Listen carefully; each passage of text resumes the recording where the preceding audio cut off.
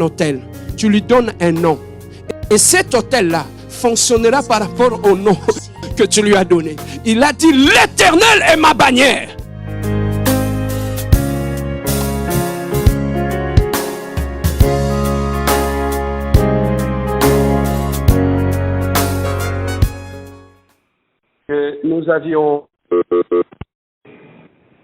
Que nous avions commencé depuis lundi. Nous sommes dans le livre de Philippiens, chapitre 4, versets 8 à 9.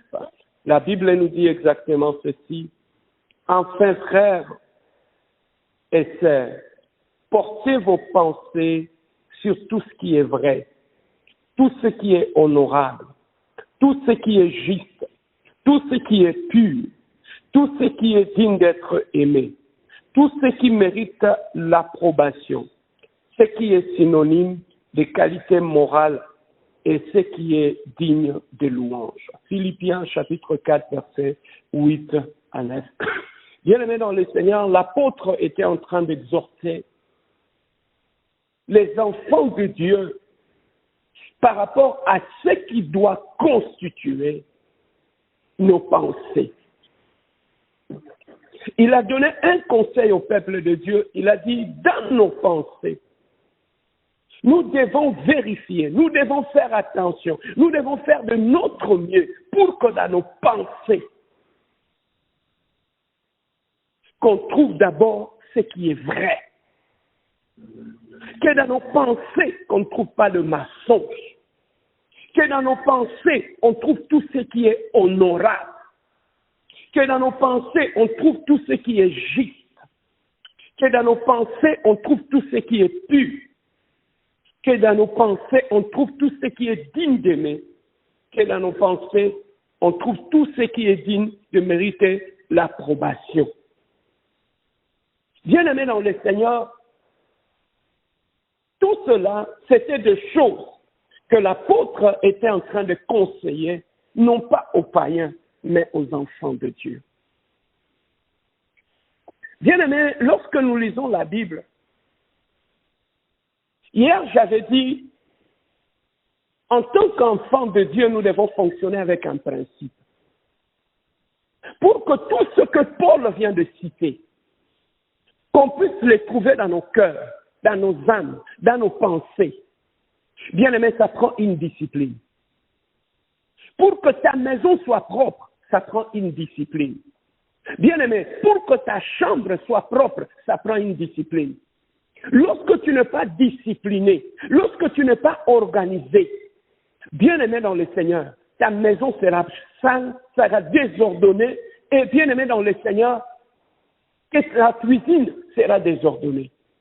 Mais pour que tout ce que tu as soit ordonné, ça prend une discipline, ça prend de l'ordre. Bien-aimé, beaucoup de chrétiens, extérieurement, ils sont bien habillés, ils sont propres, ils sont bien.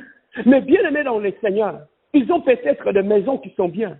Mais dans leur propre vie, dans leur âme, dans leur esprit, dans leur cœur, il y a un désordre que vous n'avez pas l'idée. Il y a un désordre, bien-aimé dans le Seigneur, qui fait en sorte que la personne à l'extérieur donne l'apparence d'être ordonnée. Mais dans son fort intérieur, il y a un désordre. Hier, j'ai dit, l'océan fonctionne avec un principe. Pour que l'océan reste continuellement propre, l'océan n'a pas besoin de gens qui nettoient. Il n'a pas besoin de gens qui nettoient l'océan.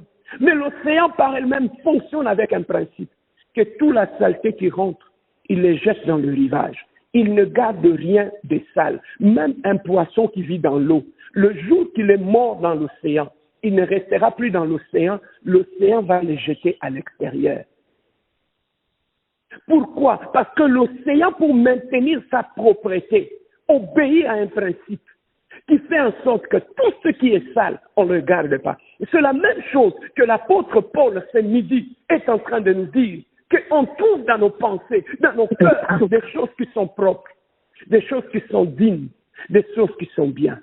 Bien-aimé, lorsque tu es dans ce pays, tu vas trouver que nous utilisons tous des déchets ménagers. Mais tellement que ce pays est organisé, il y a un jour où nous sortons les sacs poubelles et on prend ces sacs poubelles, on va les jeter. C'est ça qui fait que dans leur pays, tout est propre. Mais quand tu regardes en Afrique, tout est sale. Pourquoi? Parce qu'il n'y a pas une politique sur la gestion des déchets. On jette tout partout. Et la conséquence de ces désordres, c'est quoi? Ça produit des maladies, des moustiques, des fièvres typhoïdes, toutes sortes de maladies qui sont attachées. Même des maladies de mains sales.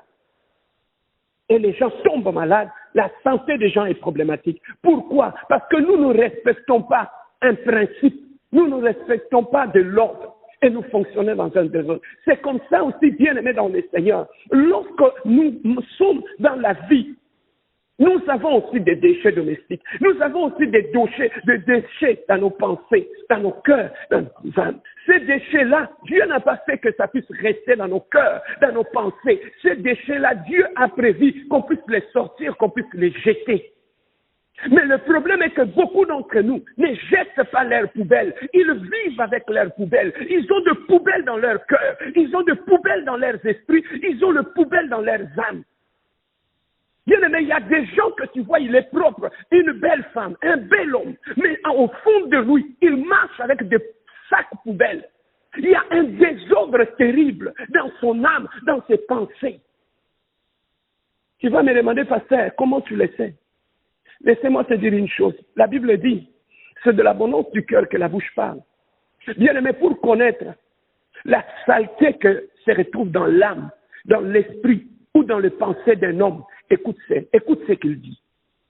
Reste seulement à côté d'une personne. Bien aimé, une personne qui a un cœur sale, qui a une âme sale, qui a des pensées sales, bien aimé, dans sa bouche, tu verras que de mauvaises paroles. Il est toujours en train d'insulter, il est toujours en train de maudire, il est toujours en train d'humilier les autres, il est toujours en train de critiquer les autres. Le mauvais, c'est les autres, lui, il est correct. C'est de l'abondance du cœur que la bouche parle. Bien aimé, un vrai enfant de Dieu qui marche avec amour, que tout est organisé dans son cœur, dans ses pensées. Bien aimé, quand tu l'entends, ça se dégage dans sa bouche. On sent dans sa bouche que cette personne-là, des choses pures sortent de sa bouche. Même dans ses conversations, on trouve tout ce qui est pur. Mais bien aimé dans le Seigneur, le problème est que beaucoup d'entre nous ont des poubelles dans leur cœur, des poubelles dans leurs pensées. Il suffirait de rester avec cette personne, d'écouter les conversations de cette personne. Tu vas te rendre compte que même c'est un serviteur de Dieu, c'est une servante de Dieu, c'est un enfant de Dieu. Mais en dehors de l'église, va écouter ces conversations, tu vas vomir. Il vit comme un cochon dans la saleté, dans la boue. Mais quand il veut venir à l'église, il se lave. Mais quand il sort de l'église, il se vautre dans la boue.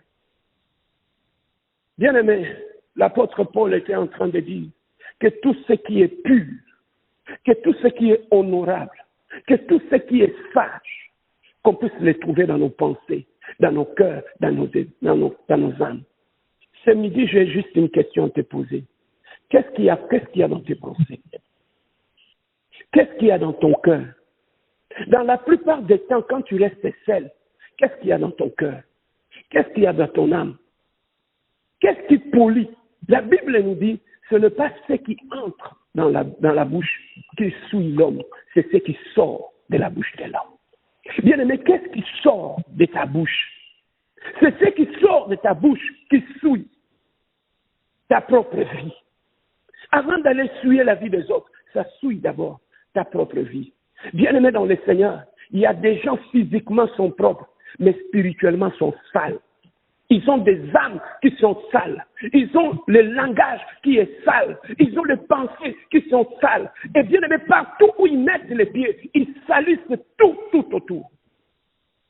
Il entre dans une bonne relation, il va salir cette relation avec ses paroles. Il entre dans un mariage, il va salir son mariage avec ses paroles. Il entre dans une église, il va salir l'environnement de l'église avec ses paroles. Bien aimé dans le Seigneur, regardez l'impact de tes paroles tout autour de toi. Tu vas comprendre que il y a un problème de propreté au niveau de ton âme et au niveau de ton esprit. Mais Paul dit que tout ce qui est pur, tout ce qui est propre, qu'on puisse les trouver en nous. Mais pose-toi la question, c'est ce qui est bien. ce qui est pur, si l'amour est dans ton cœur, dans tes pensées, dans ta bouche, dans tout ça, mais pourquoi ce qui sortent de ta bouche blesse les autres, détruit les autres, divise les autres? Tu as une certaine facilité à insulter, à maudire. Tu as une certaine facilité à créer des polémiques, imiter les bêtes. Pourquoi? Parce que dans ton fort intérieur, tu dois d'abord t'occuper de ton fort intérieur. Laver ton âme, laver ton esprit. Et bien aimé dans le Seigneur, et le reste, Dieu le fera. Et bien aimé, lorsque ton cœur est sale, ton âme est sale, tes pensées sont sales, ça affecte ta vie de prière. Tu vas trouver que tu ne seras plus efficace dans la prière. Pourquoi? Parce que tes prières seront souillées par l'état de ton cœur, l'état de tes pensées. Voilà pourquoi, bien aimé, ce midi, j'avais voulu partager avec toi que pour bien vivre, nous avons des problèmes dans la vie. Nous rencontrons des difficultés, nous rencontrons des déceptions dans la vie. Mais tout dépend de comment tu gères tes déceptions. Lorsque tu gères très mal tes déceptions, tu vas te promener avec des sacs poubelles dans tes pensées, dans ton cœur, dans ton âme. Il y a des gens, tu peux rire avec. Mais dès que tu commences à tourner le dos, que tout ce qui sort de sa bouche sur toi, tu te poses des questions, ça vient d'où? Mais c'est à cause que son cœur est sale. Son âme est sale. Ses pensées sont sales. Nous allons prier ce midi. Un seul sujet de prière. Nous allons inviter le règne de Dieu.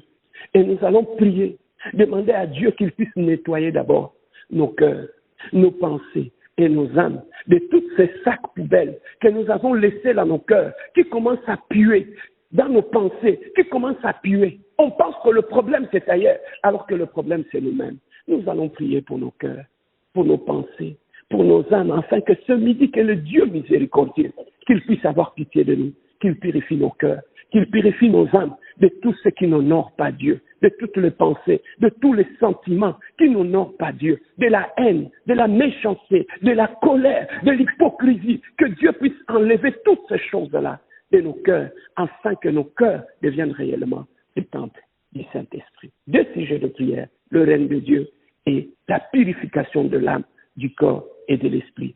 L'évangéliste Hervé va nous conduire à la montagne de prière pour aller prier pour nos cœurs, nos pensées. Aide-nous, évangéliste Hervé. Merci beaucoup, Papa, pour la parole. Bien-aimés, nous allons élever Dieu pour tout ce que nous venons d'écouter ce midi. Nous allons témoigner notre reconnaissance envers Dieu et nous allons implorer son règne. Nous allons dire à Dieu qu'il règne ce midi dans nos cœurs, que son règne puisse prendre la place au choix dans nos cœurs. Prions au nom puissant de Jésus. Abdonnons le Dieu, notre Dieu, Père, Papa. Nous venons devant toi, devant ton trône, parce que tu es le bon de Papa, nous te lèvons, tu es le Dieu de paix, tu es le Dieu d'amour, tu es le Dieu